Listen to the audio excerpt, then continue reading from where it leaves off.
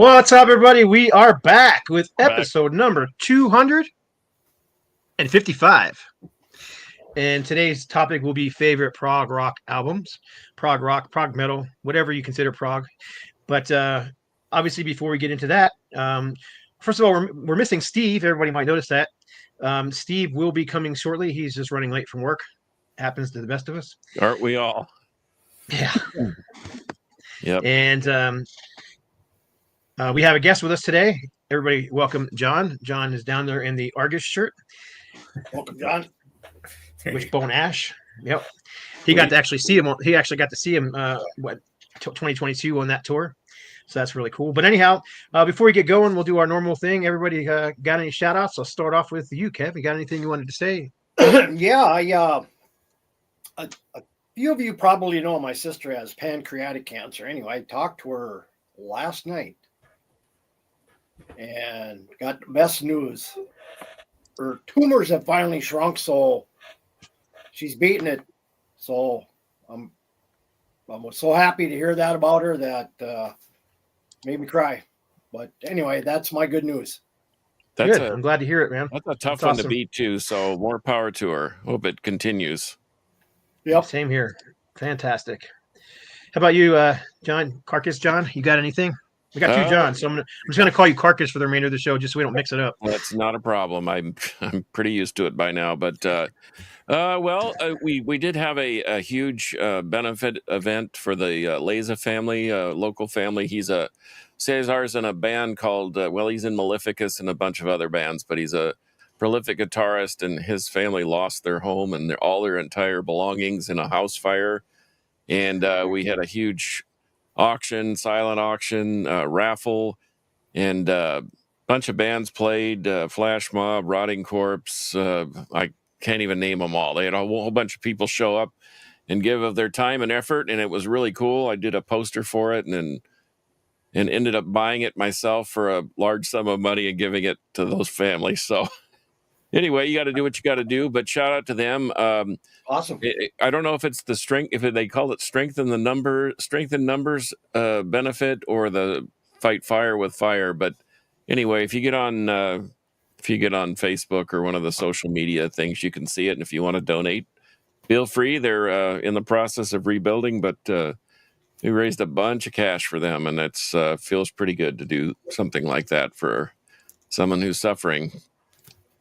But other than that, shout out to Xander Harden again, our youngest listener, but probably he's going to be a long-termer. I sent him a shirt, so hopefully he'll shoot a picture of it and send it to us. I got a few things in the mail from the labels.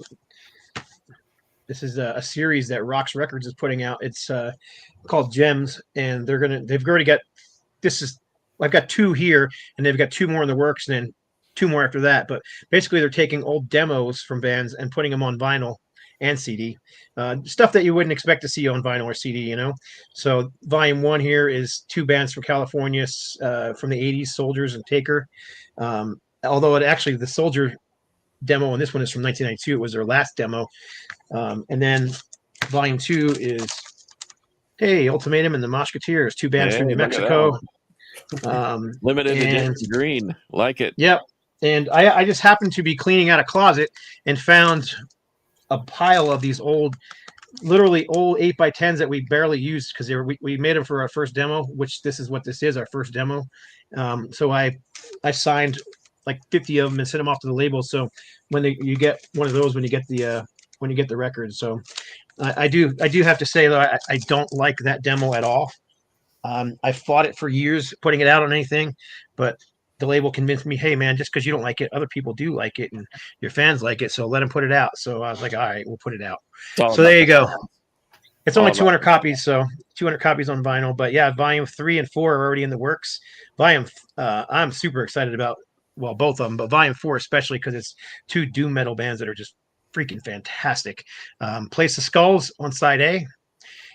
With his Victor Griffin's band from Pentagram, among others. And side B is a band called Sweet Cicada, who are just Black Sabbath, 70s Black Sabbath personified. I mean, it's exactly what you want to hear from a doom band. Really good stuff. So I'm looking forward to that one. But in any case, funny it's volume 4. yeah, Yeah. oddly enough. And I kind of wish I would have remembered this because I basically I pick a color for each one. I wish I would have remembered to pick yellow for volume 4, but yellow was in volume 1. So That's all right. yeah, volume 4 is like a turquoise blue color. But in any case, that's it for me. John, did you have anything you wanted to add before we get into it? John? No, I just wish a shout out to Bill Baffert of Rocks Records because I know what he's going through difficulty with the California thing, but he's still moving forward. And I think he had posted something this morning about some guy in California that had built up this vinyl record store and lost it all, burned down. Oh. And I thought I read about that yesterday on Facebook. yeah. So that was sad. Pretty sad. Horrific. Yeah, Bill's been through hell and back since Yeah. New Year's Day, and he's sharing this online, so it's not I'm sharing anything that's private. But his granddaughter, who I believe just turned 18, she's got cancer, and I think he said stage 3 cancer, lymphatic, I believe is what it is. So thoughts and prayers for her. And then his dad ended up in the hospital, and his dad takes care of his mom, who is elderly. So that was, sucked. And then on top of that, he has, he's dealing with all the fires out there, and they had to, sorry, I forgot to silence my phone. They had to evacuate a hospital, and he was setting up all these shelters. And so he hasn't been getting any sleep and has been working 7 days a week. And I spoke to him this morning, and he's sick as a dog. He sounded horrible on the phone. I'm like, you all right? He goes, I don't feel horrible. I took off yesterday and slept all day long. I said, how you feeling now? He goes, still terrible. Well, what are you doing driving to work? Like, oh geez, man, I feel bad for him. Anyhow, so yeah, he's struggling, but he's a good guy. He could definitely use your thoughts and prayers as well. So let's get into it. Carcass, before we start the thing, you got a POW for us? Yes, hang on, I need the graphic ready. There you go. Oh, yeah. We still have to do that. So John, just so you know, because I know you're new to the show, every week I pull up two albums, a rock record and a metal record that I think everybody needs to have in their collection. So I'll start off with the rock record. This is Barry Goudreau's solo record, which very easily could have been Boston's third album, but they dilly-dallied around and argued about contracts, and eventually the band just split and went their separate ways. But this thing is such a solid record. It is really good. I love it. Yeah. I see it in the cutout bins all the time. This is actually a German pressing on Portrait, and I really did. I mean, you know me, I like unique pressings, but the sound quality seems a little better than normal. And it even has the hype sticker in German. It's kind of faded out over here, but it says former guitarist of Boston. So I guess the Germans knew ahead of time that this probably would be his coup de grace. But anyway, every metalhead, every rock record collector needs to have this in their collection. Yeah, I have that one. I actually think that album is better than some of the Boston albums, Later. post Don't Look Back. Yeah. I think it's better than number 3. What is it? The one with the spaceship flying away. The Third stage. Third stage. Third stage. I think it's better than that one. Not that it's a bad record, but I just think that one's better. It's a little more raw sounding, not so open and epic. But yeah, I have that one on CD. I think. It maybe Rock Candy put it out. Yep. Reissue. Yeah, they did. And I think it's out of print now, but I did get a copy of it. So. It is out of print. You can find it though. I mean, I see it all the time in cutout bins, and especially the vinyl. Yeah. Those pressings are floating out there, and they're $6 to $10. I mean, it's well worth whatever you pay for it. Okay, so this week I have actually 2 metal pressings. One I was a little skeptical about, but I thought, because my friend's playing drums in the band, I'm going to go ahead and grab it. But the new Pentagram came out, and I know there's a lot of eye rolling when it comes to this band because it's Bobby Liebling, who has had a lot to recompense and show remorse and repent from, but he's done it. He's cleaned up and he's dry and he sounds better than ever. And this record is phenomenal. I think you need to at least investigate the record itself. And this has got Henry Vasquez from St. Vitus and Spirit Caravan and the Skull and blah blah blah. Name a band, and he's playing drums. And Tony, Tony from Moss Generator. Tony, help me out here. Oh gosh, that's gonna drive me insane. I can't believe I did I pulled a Scott Waters. Yeah, I do it all the time. I do it all the time. Yeah. The metal fart. Tony Reed, golly. John, get yourself together here, buddy. But Tony Reed did all the production work, and this was kind of a DIY project. It was a crazy idea from Bobby, but they did it, and man, they're playing out. If you have a chance, check them out. And if, like I said, if we judged all our rock heroes on what they've done or what they've done in the past, we would never listen to anything. So where is that album available from? This thing, it is. Well, let's see. It is on Heavy Psych Sounds. Oh yeah, Heavy Psych Sounds Records. They just put out the whole entire Pentagram catalog, pretty much, on remastered 180 gram thick colored crazy vinyl, and this has a little bit of everything, but it's definitely a Pentagram record, and they wrote it and recorded it in 21 days. So wow. And there is a deluxe edition of this that has the song. I think they wrote 22 songs, and there's, let's see, 1, 2, 3, 4, 5, 6, 7, 8, 9, 10, 11 on this. There's another like a deluxe edition that has all the rest of the songs that didn't make the album, but they're equally as good because I've heard them all. But anyway, and of course, Iron Jaw. I'm telling you, I mean, I like Iron Jaw. They're local heroes. I've seen them a gazillion times. Rick and all those dudes. But this is definitely their best record, and I think everybody needs to buy it, especially to help you out, Scott, but to help them out, because this thing is really good. I mean, if you like straight up Judas Priest style metal, kind of from a Screaming for Vengeance era, man, this is it right here. So what's up, Damien? I'm waiting for my yeah. So the new straight up here, I think it sounds good. It looks good. I think that mine's red, so I was excited about that. But they're all red. Yep, they're all that blood red color, real deep red. What's right, up, Brother Lee? Brother Lee's with us. We've got quite a few people with us already. Yeah, I was going to flash the Luciano Pavarotti tape, but I thought, well, nobody really, except for me and my mother. I actually saw him live with my mother. I saw him live too. He's phenomenal. I mean, you can't argue with talent. Yeah.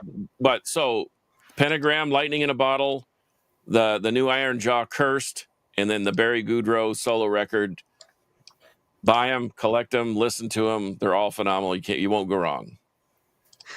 Right on. We've got quite a few people leaving comments, but let's go ahead and get into the topic, because we're already 50 minutes in. So Prog-Rock. We don't really have time to get into like definitions. What we're just going to do is start showing records. Let's give a brief definition, because go ahead. You go ahead. It's like I told. I sent Kevin a couple of the Carcass John's alter ego programs I did for 128 dB Rock, and like I said on there, I don't think that anybody can give us a definite definition of what it is, but when we hear it, we say, hey, that sounds progressive, or that sounds proggy, or whatever. According to the dictionary, it was a UK thing from the 60s. It was technical, psychedelic, extended songs, fantasy lyrics, and it had mixed genres kind of thrown together. Right, yep. So it wasn't designated as one particular. Well, that was the style, is a bunch of different styles. So if that makes any sense. Well, I think back in them early days, in the 60s and the 70s, there were so many bands wanting to do that sound, that I think it's just, to me, that's the originating factor in prog-rock, was that era, 60s, early 70s. Yeah, I agree. I think when people were trying to figure out what are we going to do? I mean, are we are we the Turtles or are we Black Sabbath? Right. And then there is everything else in between. In fact, I mean, is Black Sabbath a prog rock band? I don't think so. I don't think Okay, all right. they would go in that category to me. But Kevin, what was the last track that I put on that first prog rock episode? Do you remember what it was? I'm up to number 3 on your list there. It was a Black Sabbath tune, but it was the Rat Salad. Right. Now, listen to that and tell me that that's not progressive.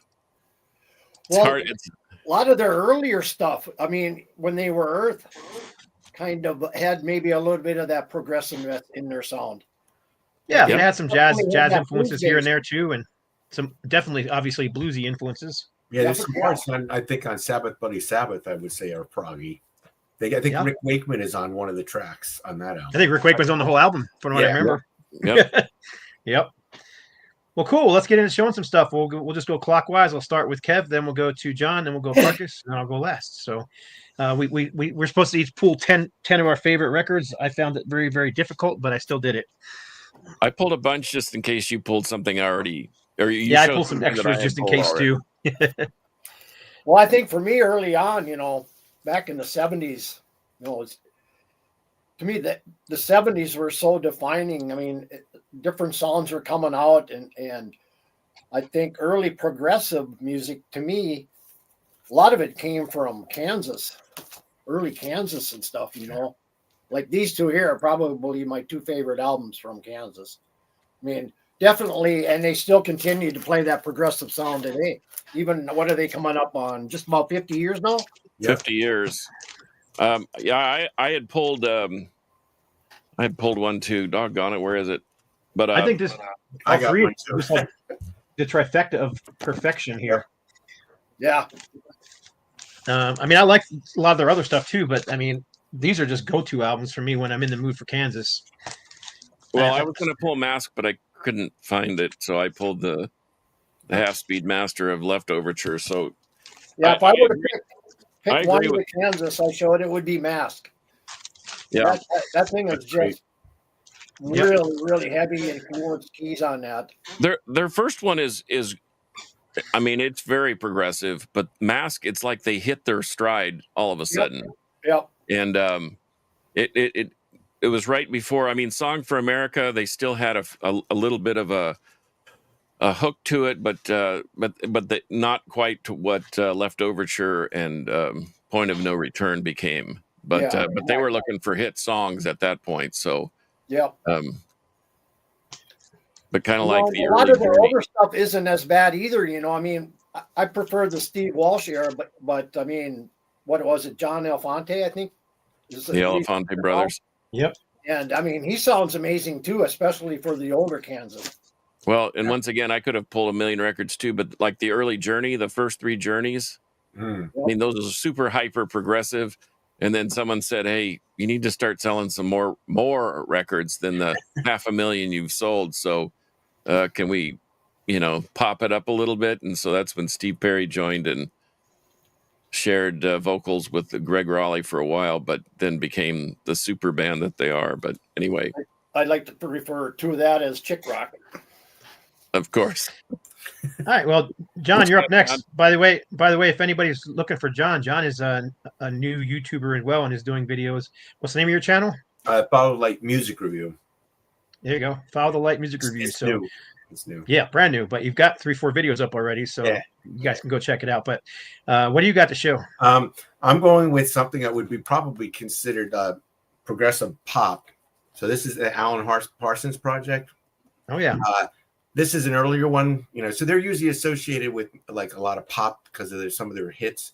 But this one here is an earlier one, which is fantastic. It actually has like the tournament friendly card is like 16-minute suite that's on here.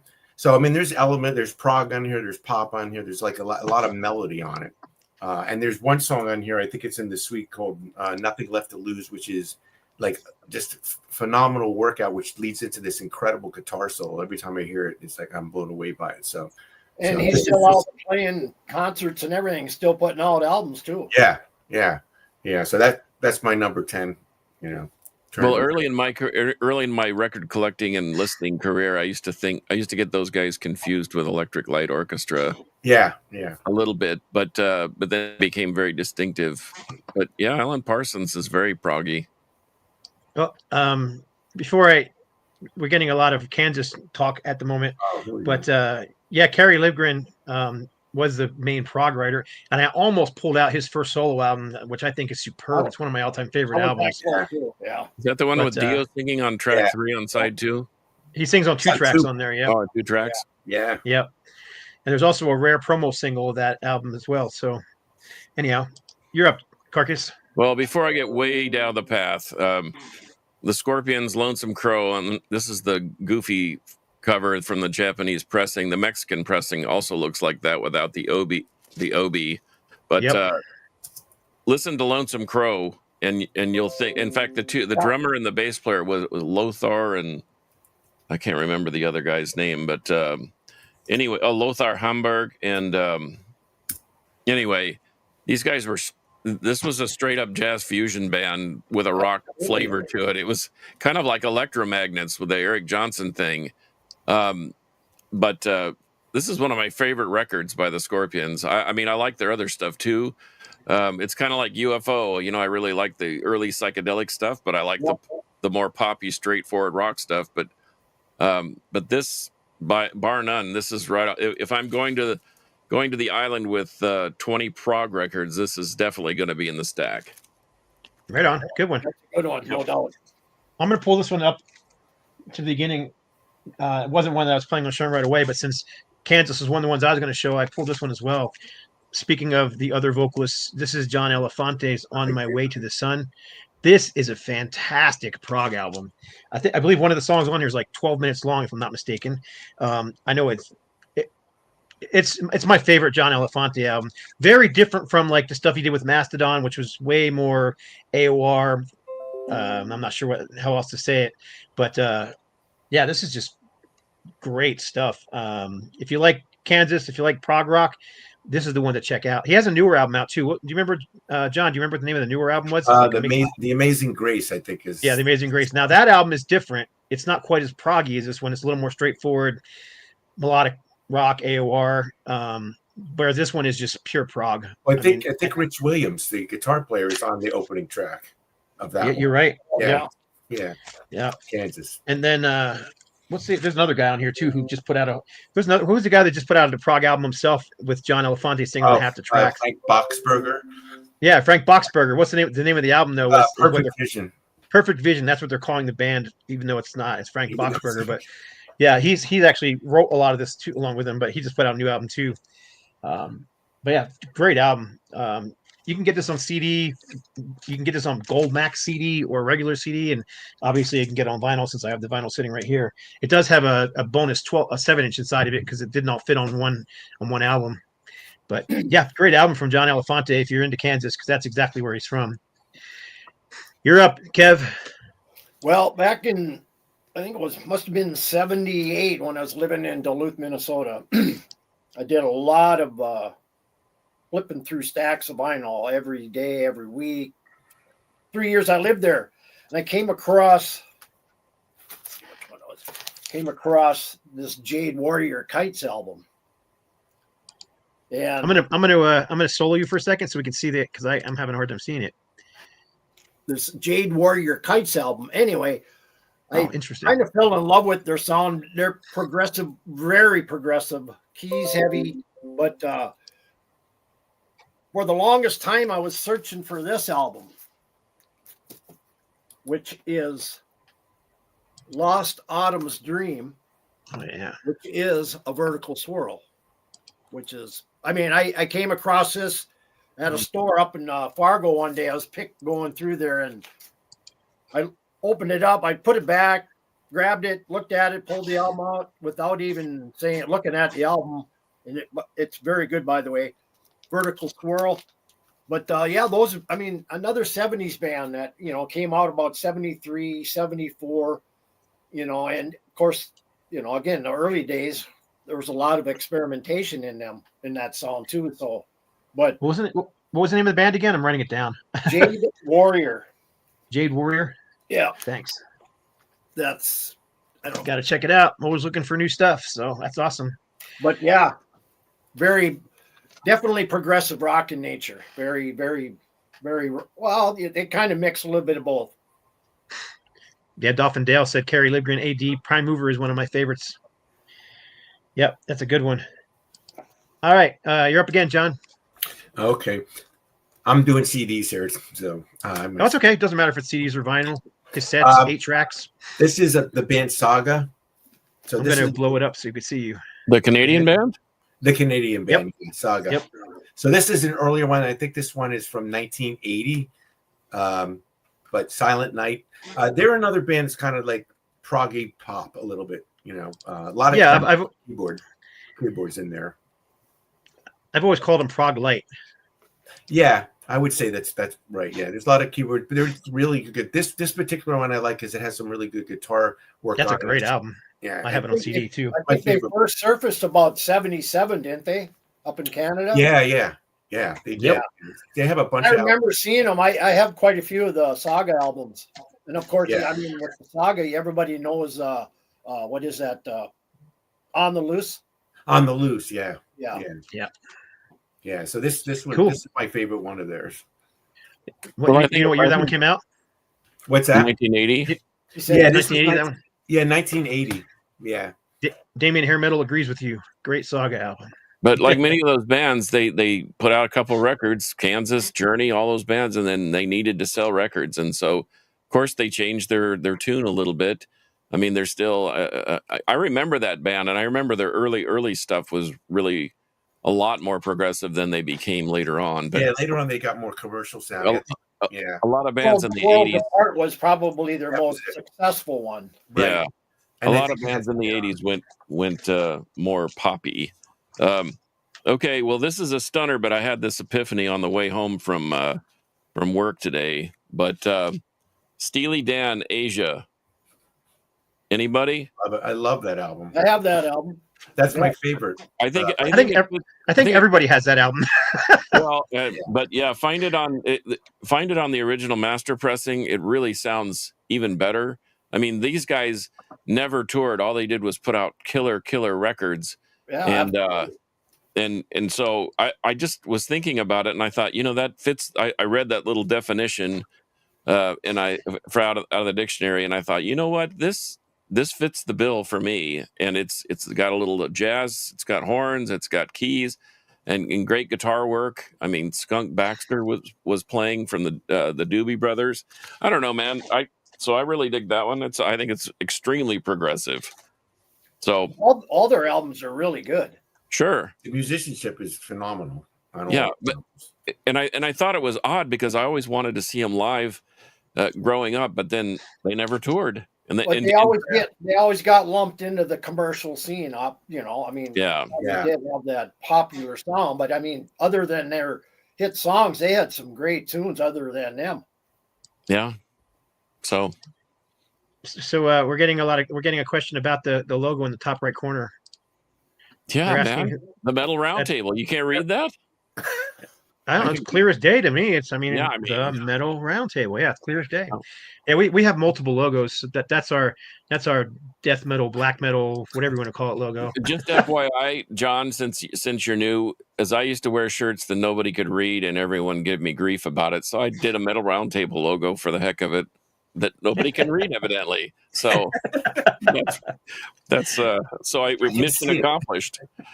All right, my next one up. Yep, this is you're another kind of an obscure one. It looks like a 70s album. It's actually from 1980, but this is Jimmy Hotz and Beyond the Crystal Sea. Yeah, I have. This is freaking brilliant album. I think Steve actually talked about this one in a show not too long ago.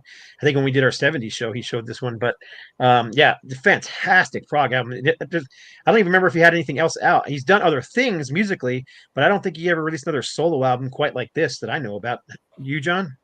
I don't know anything else by that except for that one. Yeah. Yeah. But I mean, yeah, I was out in the record store and I already had this on CD and vinyl with Steve, and I ran across him like, dude, you need to get that. It's a fantastic album. He's like, all right, it wasn't expensive, so he got it, and he fell in love with it too. And then one time I had it playing in the background of one of my videos, and I'm sure a lot of you guys know who the metal theologian is, Aaron. He's he's kind of well known on the internet for his humorous channel. But anyhow, he got a hold of me. He's like, dude, what was that playing in the background? I'm like, oh, it's Jimmy Hotz, and he picked it up and loved it too. So if you love 70s prog, man, or psych, this is a hot album. It's worth picking up, and it's not a real expensive one because nobody knows about it. It was released on CD, but it's never been reissued on vinyl. It's only been reissued on CD. So there you go, Jimmy Hotz, Beyond the Crystal Sea. You're up again, Kev. A lot of those bands back in them days. I mean, again, it depends on where you live. You know, maybe they only put out a few pressings. So I mean, once they're out, they're done. But luckily, you know, we got a lot of these labels nowadays that are repressing these and putting them back out. You know, and which is fine. I love it. Oh, hold on 1 second before you start. I just got to say, hey, my buddy Bobby Gass is with us, and that's awesome. Bobby's a long time DCer, longer than me. So anyway, go ahead. Sorry. One of my favorites has to be this Rush 2112. First side, amazing. I mean, that is, to me, this is just like Scott had mentioned with his previous album, brilliant album. I think, to me, this is where they started to go more progressive in nature. But I think, since you pulled out Rush, I decided to show Hemispheres too, because I think that this is a prog rock masterpiece. Yeah, but this is I can't remember what. This is a limited edition repress. The 40th anniversary or something like that. I think when I wanted to take the hype sticker off, it ripped on me. So you cut it out with an X-Acto knife and glue it on with a glue stick, yo. Yeah. But anyway, yeah. I mean, especially side one. Yeah. 2112 was just brilliant. Yeah, I remember again, John. Yeah. I have going back to 73, Wishbone Ash. This is their live dates. So a lot of people, I mean, Wishbone Ash is one of those bands that people don't realize were one of the most influential with that dual guitar sound. You know, a lot of bands were influenced by them, but you mention their name to a lot of people and they haven't heard of them, you know, but this was their first live album, Live Dates. So this like, I think they're a really good live band. Yeah, they were. Yeah. And like Scott said, I got to see them, I guess it was 2022. And I got to see them in a 300 seat theater. So you know that they're not as you know, well known, but they were just as good. It was one of the original members there that was leading it. So, and they were fantastic. And they did this album, Argus, in its entirety in the concert, and some other stuff as well too from this thing. But yeah, this has been a favorite of mine since it came out in the 70s, 73 Live Dates. I think they were the Ash, go ahead. And I just had it. Status Quo. They were kind of the two bands that were the dual guitar attacks. And yeah. Them and Thin Lizzy, those were all, Lizzy. Yep, definitely. So we got, I don't know who. Hey, John, do you know who Carcass? John, do you know who this is? Yes. Carnal Forge, so killer thrash, Swedish thrash band. So anyhow, apparently he has cancer and is looking for donations. So if anybody's watching the video, look it up, give him a hand. Yeah, there you go. You're up, Carcass. Yeah, I was going to say that Wishbone Ash is one of those obscure bands that are just fantastic, but they're kind of like Zebra.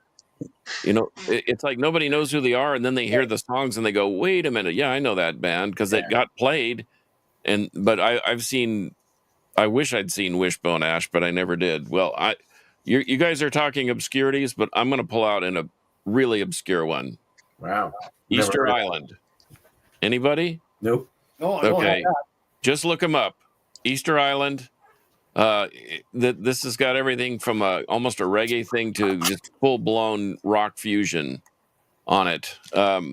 Lots of keyboards. It's freaking awesome. You would really dig it. So, and it's a little pricey. So I would advise looking it up on YouTube and listening to it there. And if you really like it that much, just keep hunting for a cheaper copy. I've had people offer me a pretty fair sum for that, but because once again. And you'll like this, Scott. This was a New Jersey band, Millville, New Jersey. Uh-huh. Familiar with Millville? Yep. Yep. That's where Actually, they're from. John is from New Jersey, so You know, Yeah. Millville. Okay. So this was number 72 out of 350.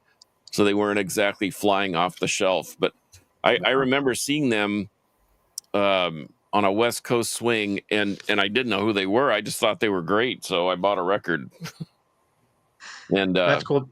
have enjoyed Damon it. Hair ever Metal got since. to meet Martin Turner Yeah. from Wishbone Ash. That's cool. Oh, I'm up. Huh. This is an obvious one. This is not obscure whatsoever, and it was really hard for me to pick one album, but this is the album that made me a fan of this band back in the 70s. And Yes. yes, Okay. Fragile. Funny you should say that, because I did kind of the same thing. That's I listened to Fragile, and then I sort of waved them off after Close to the Edge. But this Relayer record is I've fallen back on it, and it's really, really, really good and super, super progressive. Not poppy at all, but good choice on Yep, that and one. then of course I pulled this one out too because I think this thing is awesome as well. That's Oh yeah, the Record Store Day alternate takes and everything. Dude, So, that is killer. I love John Anderson's voice. He's got such a unique voice. It's high, it's clean, but he doesn't sound like nobody sounds like John Anderson to me. It's odd to hear Yes albums now, the newer Yes albums without him on them. So it's a little bit odd to me. But anyhow, yeah, I love this album. It's one of my all-time favorites. But I could have gone with that one too. And another one I love is, and I know it's not a fan favorite, is Tormato. I love Tormato. I love that. Same here. So did you pull any Starcastle? Oddly enough, here's my little note: pull Starcastle, and guess what I never did. Yeah, Pull I did Starcastle. the same thing. In fact, if anybody sounded close to John Anderson, it would be Terry Luttrell, who was the original singer for REO Speedwagon, oddly enough. And man, I love those first three albums. And then once again, Epic tells them you need to sell more records, and they put out that fourth one that is just a piece of garbage. I mean, it's not a complete piece of garbage, but it's such a diversion from what they were doing. Yeah, that it almost feels like a letdown. Anyway, sorry to steal your fire there. Hey, George is here. What's up, George? George is G's Room of Rock. All right, Kev, you're up again. All right. This band here, they've been around, God, a German band. They must have been around since late 60s. I wasn't really introduced to this band until, I don't know, probably later in life. But once I started listening to them, I went back, tried to find all their stuff. It's really hard to find a lot of their original material, but I'm talking about Eloy. Yeah. Great band. Silent Cries and Mighty Echoes. Really a great album, but they're a hit and a miss. They're a hit and a miss, though. They are. Some of them are really great, and some of them are like, what are they doing? This is one of the older one, or one of the newer ones. I think this is probably about 10 years old, maybe by now. But this is Division, the Sword, and the Pyre, and that one there is a great one too, Scott. Yeah, but there's part 2 of this as well. That was their last album. But yeah, they're hit and miss. I was trying to decide between Eloy and Gentle Giant, and I pulled that Eloy. Should have pulled the Gentle Giant. Oh well. No, you're good. I bet you have extras.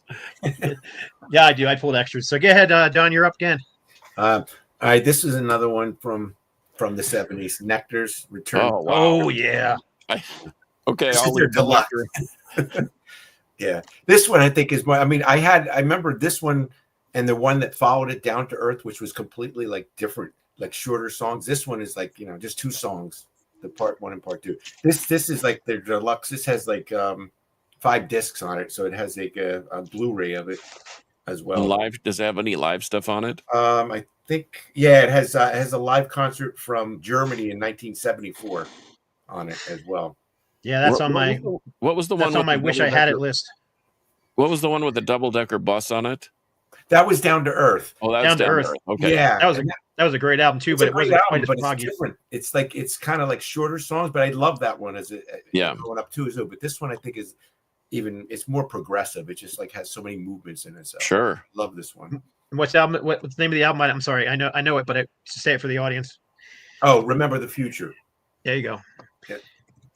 We're trying to remember to say the names of the albums because we're going to be going podcasts soon. And if we don't say the name of the album, people can't see us.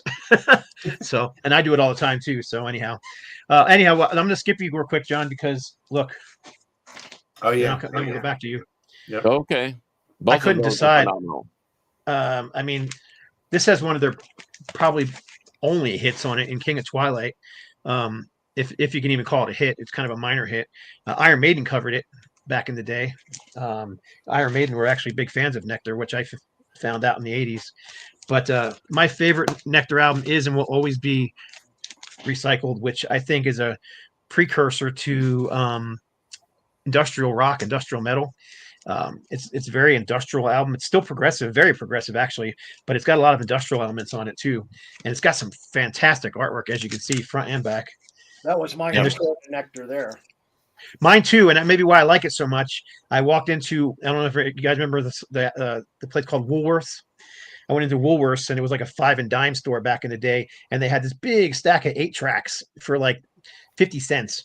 And this was in the 80s. And this was one I picked up, this and the Sex Pistols, never mind the Bullocks, and Thin Lizzy's Black Rose on 8-track tape.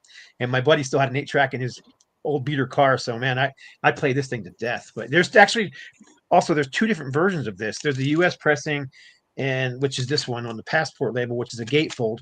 And then there's another one in the UK, and the mixes are completely different. Yeah. The UK version is a lot heavier, if that's the right word. The US pressing is more is cleaner. I guess the US company didn't think it was professional enough or clean It was enough. a little less muddy, but I think it loses something when it's yeah, too it definitely lost something. So anyhow, you're go ahead, John. You're up, and then we'll skip to Kevin. Well, I just wanted to tag on the Nectar thing. I'm going to do this for Fraser Dawson's, just for him, because I know he's sitting on pins and needles waiting. But I could have pulled every Osric Tentacles record that there is known to mankind, and I guess this is the new band. They're not a new band. They've been doing stuff since '86 or '85. But yep. And this is Waterfall Cities that just came out on vinyl. But I have to include this album by Ed Wynn, who's the guitarist and brainchild of Osric Tentacles. He's on there's a band called Grace Rooms, and there's a guy named Gray Vanderloo that helps him out on this record. This thing is like super guitar driven with the ambient keys and sweeping like we're getting used to with Prog. But this thing is fantastic. This would almost be a pick of the week. But this is Ed Wynn's and Gray Vanderloo. It's what is it called? Oh, Tumbling Through. Oh, geez, I can't even read my own. Tumbling Through the Float Verse. So if you can find it, buy it. But super prog. I mean, you want to talk about progressive, and this is a more modern sound. It's not like your typical 70s or 80s. It's not like Yes. It's not like the old Scorpions or Wishbone Ash. It's very modern, but it's super, super like Dream Theater. Yeah, what would you call Dream Theater? I call Dream Theater prog rock, and maybe the early stuff even prog metal. I don't know. Yeah. But yeah. Prog or proto metal. You're up, Kev. Well, speaking of Dream Theater, but this is an offshoot. Of course, we got Flying Colors here. Which is, I think this was their first album, if I'm not mistaken. Yeah, that's John Petrucci and Mike Portnoy, but yeah, it's Steve Morse, Casey McPherson, Neil Morse, Dave LaRue, and Mike Portnoy. Yeah. But this is a really good album. But I think they maybe did 3 albums. I mean, Mike Portnoy's been in and out of bands like a lot of these guys, but of course now he's back in Dream Theater. And but yeah, I was really hesitant on buying this Flying Colors, but when I heard some samples of it, I went, wow, this is absolutely killer. It's one of those albums that, how they grow on you with each listen. This one definitely is one of those albums. You're up again, John. Okay. So I know we already talked about Kansas. So I right. picked the song for America. I know, although I agree with you, I think Mask is like a pinnacle. And I also think I actually like the later one, Monolith, which doesn't get a lot of love. Yeah, that's I good. love that one too. Yeah, but this one, the reason why this one is like special to me is I remember watching Kansas on the Don Kirshner's rock concert when they first came out, and I told my mother, "Can you go get me the first Kansas album?" And then she went and they didn't have it. So she said this was what they had, Song for America. So that was my first vinyl of Kansas. And so it's kind of like got a special place in my heart. But I like the whole catalog I like, but this one kind of like has special memories to me. So well, the Song for America is awesome. And then Lamplight Symphony might be one of the greatest love songs ever. Yeah, it is. Definitely. And it's interesting. It has a couple like it opens up with that Down the Road, which is like this, like, rocker. That is a rocker. Yeah. So, but yeah, I love this album. Right on. Boy, we're not that short on time. We got 15 minutes. I'm going to show two since we someone said German bands, and I think the German folks had kind of a corner on the market there for a while. Early on, you bet. Orange Peel. Anybody ever heard of Orange Peel? I have. Nope. Yes. Great German band. This is a phenomenal record. This is just the self-titled. They put out a 7-inch and this full length, and I think that was it. And are you familiar with Ash Ra Temple? Yep. This probably bends more on the psychedelic side. It's super, super progressive. Lots of keyboards. This is a very expensive record, but they thought of everything. I mean, it opens up. It's like a weird gatefold. It's got lyrics in German and English for so they're covering all their bases. But if you can find one, I know it's been reissued, so you shouldn't have to pay the $800 or $900 that the original pressing like this one costs.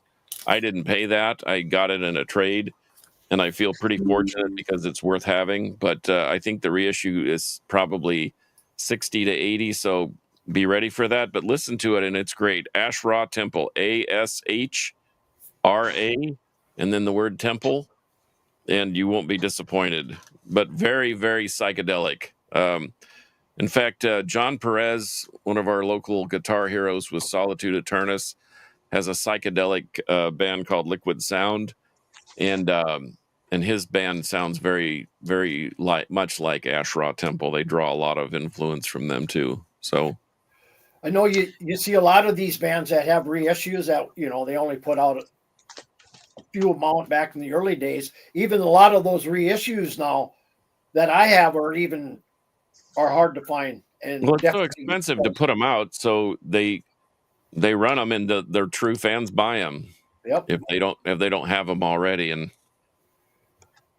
yeah, because I notice when I usually go over to Rockadrome and I buy some stuff out of there, a lot of that stuff I click on is out of stock already. You got to be really quick in some of them places.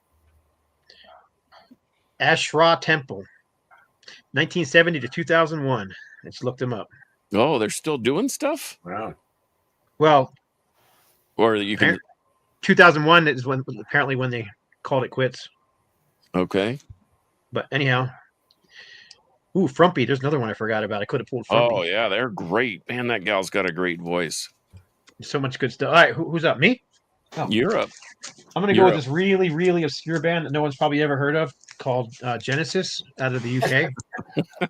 I just left those in the room because I knew you would pull Genesis. Yeah, that's why I didn't pull. That's why I didn't pull Osric Tentacles, because I knew you would. But man, I had a hard time deciding which one, and so I pulled one from each of the two eras of the band. So this is the Peter Gabriel era, and gosh, I could pull any of their albums. I just love the Peter Gabriel era. But from the Phil Collins era, I pulled Duke, which I know most people think of as a pop record because it does have a couple of big hits on it. But Duke and Abacab really were prog albums. I mean, the song Abacab itself is like 8 minutes long, and it's nothing but a jam. But so is Duke. I mean, behind the lines and Duchess, those are just straight up prog songs. So, but yeah, I've always loved this band. This is one of the ones I've been into since I literally was a kid. So I really like the I really like, and then there were three. I like it, and then there were three too.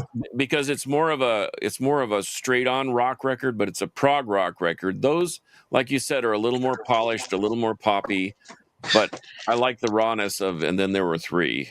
Plus, they were trying to find their footing after their split then, with of course, Peter Gabriel. Yeah, this one does have a couple hits on it, Misunderstanding and Turn It On Again. Yep. But yeah, I'm a just Genesis fanatic. Well, I've worn Genesis shirts multiple times on the show. So, but anyhow, Genesis, you're up again, Kev. All I right, kept here it we go. short because we're Another running out of 70s time. band, but this is actually a newer release from this man, Crack the Sky. Oh wow, they're still Oh, putting yeah. out records. Yeah, they're still out there. I think they have another one right after this. This one is called Tribes, and this is fantastic. But yeah, I used to listen to them on college radio station out of Superior, Wisconsin, back in the late '70s, and I kind of got into this band back then. They have quite a few albums out. Of course, John Palumbo is the main guy of Crack the Sky. I mean, he's very unique to this band, you know, just like I don't know, a lot of some of the bands we just showed. But yeah, they're still putting out some great music. Awesome. You're up, John. I'm going with Marillion, Clutching at Straws. Oh man, that's a good one. How did I forget that? Yeah. So 1987. This is probably my latest one, my latest year-wise, but 87. But this is great. This is the last album with the original singer Fish. And this is it's like a concept album of this guy who falls on hard times. Everything goes wrong with him, turns to drugs, alienated from his kids and stuff. But just a fantastic album from beginning to end. So I love this one. Yeah, that's a good choice. I don't know how I forgot about them, but they're a fantastic band. So speaking of Marillion, what do you think of Envy of None? Have you heard that with Alec Lifeson and then I think it's the bass player from Marillion? Oh, I haven't heard that. Scott doesn't like it. I'm actually sitting here listening to you guys trying to racking my brain. I'm sure smoke's coming out because I'm trying to remember a German band that I love, but I can't remember the freaking name. It's driving me up a wall. Anyhow, yeah, you're up. Okay, I'm going to show 3 quick ones because I want to make sure that I get the metal represented. Opeth Pale Communion.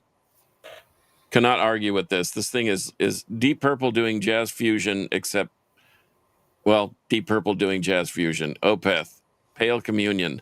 I don't know about their stuff nowadays, but that's going to the island with me. This one will make Kevin. This will give him happy feet. Threshold. Yeah, I love Threshold. Threshold, and this is let's see. Wounded Land. That's a phenomenal record. And Nuclear Blast just put this out on double 180 colored vinyl, and it sounds pretty freaking awesome. A lot of that early Threshold is really good. Yeah, they're all really good. I saw them with Conception and Brainstorm at an Atlanta Prog Fest. This the Threshold you're talking about? 20 years ago, yes. Yep. And then last but not least, I know this is a reach, but this is Tomb Mold from Canada. This is pure death metal, but if you like Blood Incantation with their sweeping Pink Floydian vocals and riffs, you'll love this. This even has a song with horns in it, and it doesn't sound fabricated. It sounds exactly like it should. And these guys have gone from just straight up death metal to just a brilliant band. And so The Enduring Spirit is the name of this record. If you're into the heavier stuff, this is a must. This is like the Blood Incantation. This was my record of the year, 2 years ago? 22 or 23? Yeah, not that long ago. Well, right on. We're running out of time, so I'll do a few real quick, and I'll just be quick on them. But here's my metal inclusion. Triton, Blood of Kings. We actually had Larry Dean on the show not too long ago, but Eric Gillette is also on this, and Eric Gillette is he's just one of those musical geniuses. He plays so many instruments, and he's also in a lot of different bands. What's the drummer from Dream Theater? We just said his name a minute ago. Mike Portnoy. He was in Mike Portnoy's solo band for a while too. So yeah, this thing's fantastic. They got 3 albums out. The first 3 people often compare to Rush.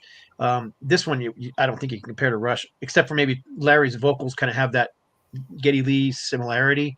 I really don't think they ever sounded like Rush, other than that. But people often that one album that I had on cassette. What was that? The white Celestial Messenger. Yeah, now that sounded a lot more Rush-like than that one does. But there are some similarities. But yeah, that's not a copy by any means. Celestial Messenger is actually going to be getting a vinyl release this year, and as well, a remastered vinyl release with a couple of tracks that apparently were not put on the album when it first came out for some reason. So that's kind of cool.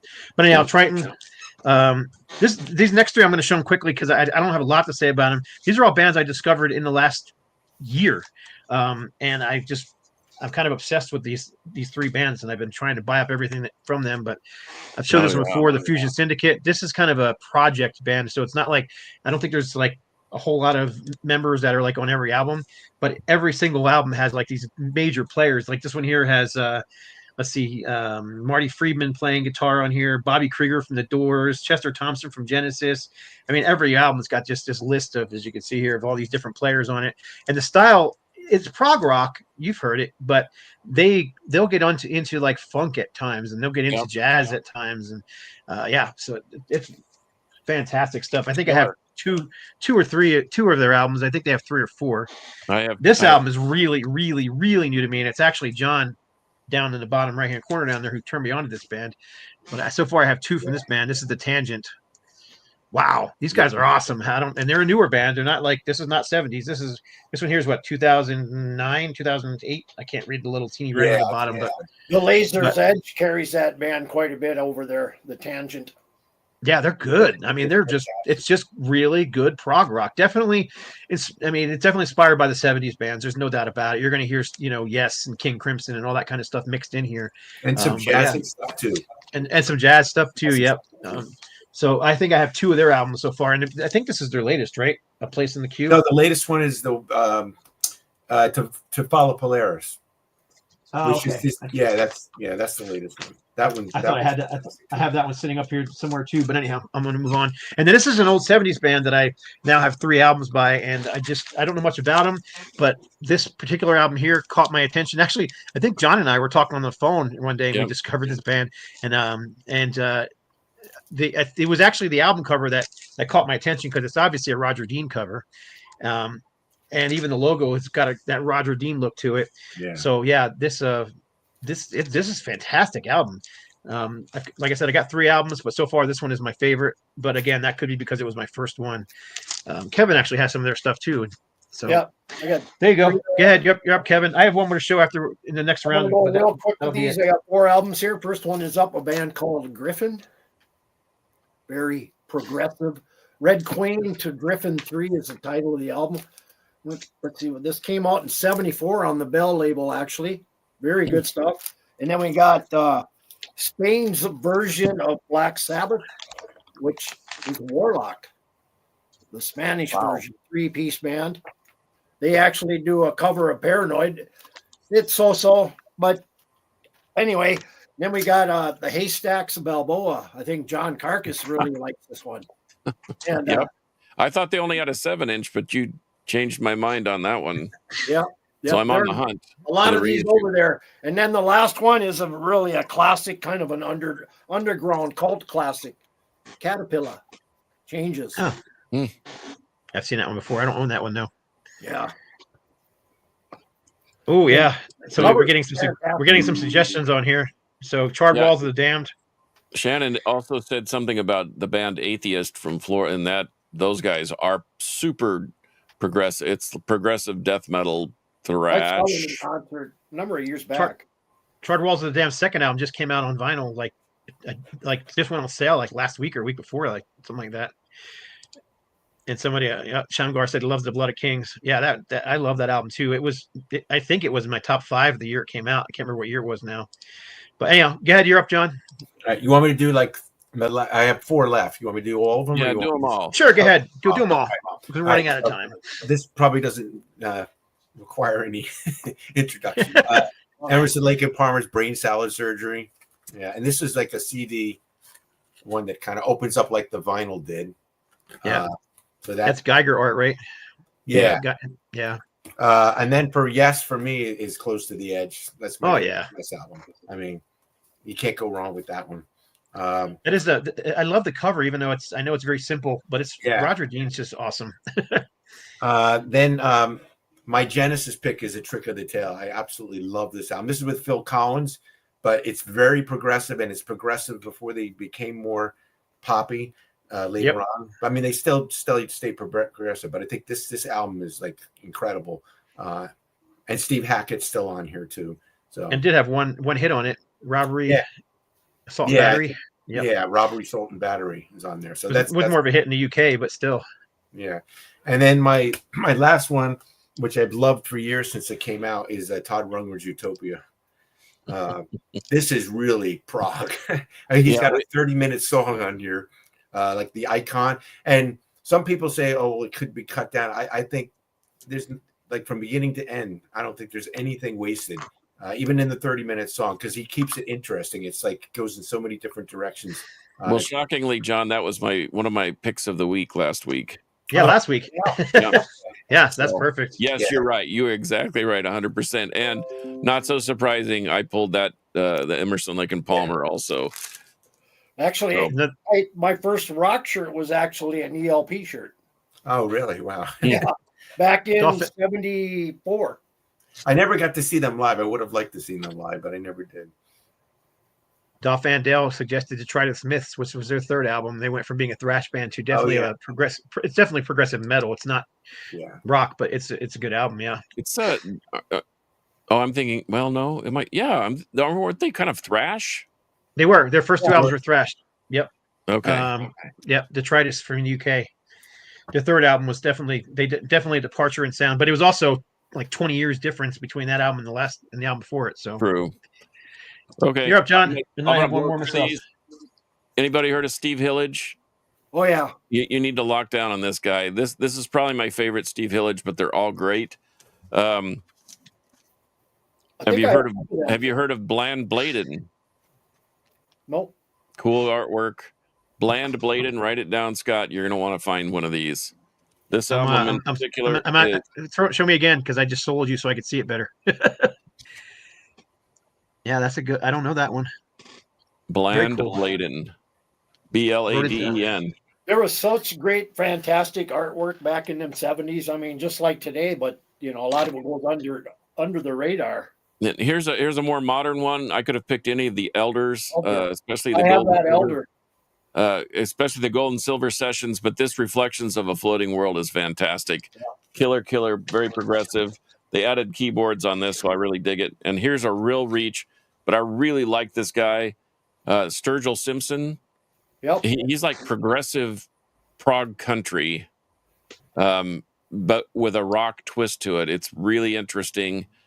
This album in particular is fantastic. It's called Meta Modern Sounds in Country Music, and it really is. It's like he's almost reinventing a new genre of country music, and it's not red dirt, and it's not bro, and it's not whatever. This is solid. If Merle Haggard played guitar like Steve Hackett or Stevie Ray Vaughan, it would be this record right here. I can't think of the Sturgill Simpson I have, but it's an orange cover with the car on. I can't think of the name of the album right off. Oh yeah. That was a soundtrack, and it was very, very progressive. That was actually pretty heavy album from Sturgill Simpson. Yeah, but if you want to get a real taste for it, this was his third record. I saw him live, open for Willie Nelson, and he stole the show as much as I love old Willie. But anyway. But as Scott says, we could go on forever, and I probably could, but I just stopped pulling after 10 minutes. I only have one more, and this one might be debatable as being a prog album, but it's one of my favorites from this artist. But the third album from Peter Gabriel, I think this album's brilliant. It's one of the ones I revisit constantly. Phil Collins plays drums on here. And I love hearing this. You ever see like the shows where they talk about how the album was made? And I got to see Phil Collins talking about this one and he got into the studio and to play drums for the album, and there was no cymbals set up in the studio. And he's like, "Where's the cymbals?" And he's like, "There are no cymbals. We're not going to use cymbals in this album." So there was literally no cymbals used on this album. So he had to totally change the way he played to play on this album, and that's kind of how he got that quote cavernous drum sound that he ended up using on his first solo album, was because of this album here when playing with Peter Gabriel. So, but yeah, I love this album so much. It's one of those ones where I've got multiple copies, but I also have the German pressing where he actually sings the whole album in German. So the first I think you can get the first 3 Peter Gabriel albums in German with German lyrics. So yeah, I mean it's the same music, but different vocal recordings, obviously in German and English. So yeah, some people call it the Melt, but it's basically Peter Gabriel 3. And that's my last one for. I almost pulled some Voivod too because I mean they're just such a great prog band, but there's Limit. just, like I said, there's just so much you could pull, and I was like, man, I'm running out of. I'm only supposed to do 10. We sort of mentioned King Crimson, and does anyone think Pink Floyd is progressive? Yes, I nearly pulled metal, but I didn't. I had Wish You Were Here, but you know. Or how about this one? This thing is brilliant. This Ark Matheos album. Oh yeah. This is getting a vinyl reissue, I believe, this year as well. So I'm ready. And so is the first EP, the John Ark EP, which is Ark Matheos as well. It's called an EP. It only has 2 songs on it, but it's like 30 minutes long. It's longer than a Van Halen album. So right. Or a Slayer Rain and Blood. Yeah, exactly. Which is what 27 minutes long. We're getting a request for second chapter 2 of this episode, so maybe we'll have to do that in a couple of weeks. Yeah, we definitely could do more. We could do one that's more metal focused, Sure. Because we showed a lot of more rock stuff in this one, but cool. Well, I appreciate having John. Steve never made it, so I guess he never got home from work. Hopefully, he actually gets home from work eventually. But yeah, that was a whirlwind of records, man. And I love doing these because I always discover. Matter of fact, I wrote down Elder, but I forgot. I didn't write it down quick enough to get the name of the album that you said. Reflections of a Floating World. It's all in education with us. All the new music. And you need to find the Gold and Silver sessions by them too. It's absolutely incredible. I also saw that newer album out, The Elder. They do have a new album out. I thought they released, yeah. And it's great too, but I just haven't got it yet. I'm trying to pinch pennies. Yeah, and that Nectar box set made me salivate too. That's been on my. Nectar actually has a couple recent albums. They have an album that came out in 2024, Mission to Mars, and in 2020 they think it's called The Time Machine, and they're really good. They're still good music. Yeah, Nectar's still doing decent. I didn't like the they did a covers album, which I thought was fantastic. It's just not great to me. For a covers album, I like when bands actually. We should do a covers song, just an album, a show on cover songs sometime or cover albums. But in any case, I like when bands take covers and make them their own. You know what I mean? This sounds like, it's a Yes song, but wow, that sounds like Judas Priest doing a Yes song. That's the way it should be to me. But that Nectar album, they tried sticking so close to the originals, it was like, might as well just listen to the originals. Yeah. So anyhow. But anyhow, that's it for this episode. So appreciate everybody coming. So and watching, we had quite a few people commenting. I was having a hard time keeping up with the comments again, which is awesome. And I'm bantering on because I'm trying to find the ending banner stuff here. Thanks for joining us today, John. Yeah, always appreciate. I've been trying to get John on for quite a while, so I've been promising him this Prog episode for a while. So I'm glad we finally got him on. So yeah, John and I talk almost every day on the phone because we work together. So it was awesome having you on. When we started the Metal Roundtable 254 episodes ago, 5. This is our 255th, but yeah, true. This is truly what we had in mind. It was just you. At first, it was just Rob and I, and then it expanded to Scott, and then and this is what we've always wanted to have. If people just chime in, even when we have guests, we'd rather hear their opinion on. Like I remember when we had Caton on, we were talking about Thin Lizzy and Aerosmith and Ted Nugent and all that stuff with him too, and so it was great to not only hear his music journey, but to hear his music opinion too. So appreciate you taking the time out for us today. Thanks for having me. Yep. New Hyrex soon. Yeah, there is a new Hyrex album. It's actually, you can order it now. But yep. And there's also a 4-song 7-inch that's new out too with new music on it. So if anybody doesn't have that, we're going to see them at Hell's Heroes in Houston in March. I think they play the same day as Gamacide. And I'm going to be watching Iron Jaw this coming up Saturday. So live and in color. I can't wait. Yep. Can't wait for you to hang out with us and We had a great venue and see a great band. Right on. Well, we had we're still getting comments, so people saying good show. So I appreciate everybody watching. So let's get into the end of this thing. So for what episode are we on? You know what? Actually, before I say for episode, let me introduce this. So you can find Kevin at. I always forget to do that. And see, we need Rob here. Rob does it that really good. He never remembers he's good at that. So anyhow, you can find Kevin at Old Metal Rocker 65 on YouTube. Yep. Steve, who is not here, you can find him at Harmless Rebel 868 on YouTube. You can find John at Carcass John Art on Instagram, or you can find him also on Facebook. You can find this John here in the right-hand corner at Follow Light Music Review, I guess it's on YouTube. Yep, Follow Light Music. And you can find me on Instagram at No Life to Metal, or you can find me on YouTube under Scott Waters or No Life to Metal. So there we go. I actually remembered to do it this time. But anyhow, so on Facebook too. Yep, and matter of fact, John's on Facebook as well, and Carcass is on Facebook. We're all on Facebook, so but that's because we're all old guys.